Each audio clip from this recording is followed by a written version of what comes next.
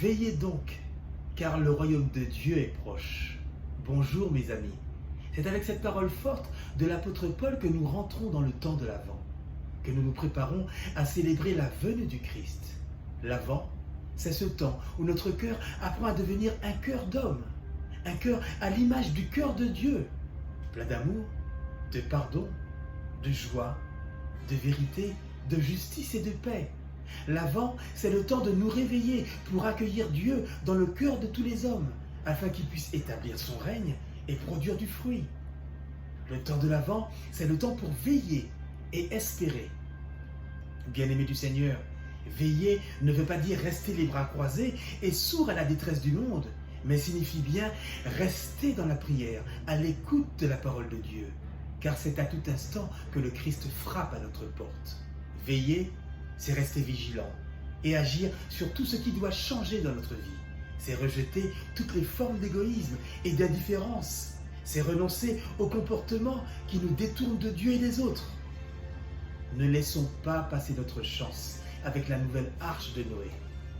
Elle est encore accessible à la communauté de tous les baptisés, où toutes les familles de la terre sont invitées à marcher à la lumière du Seigneur.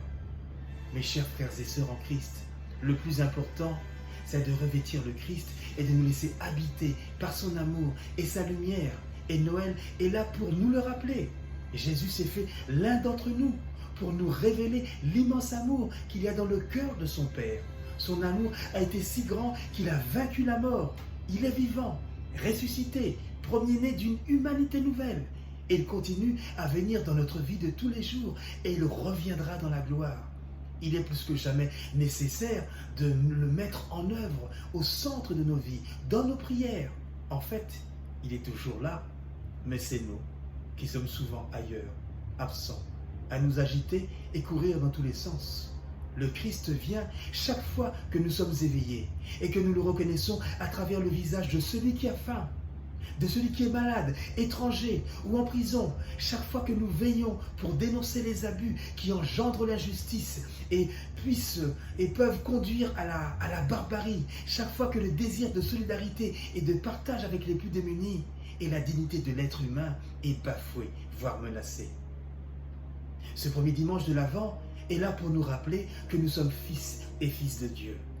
Et cela change tout dans notre vie quotidienne.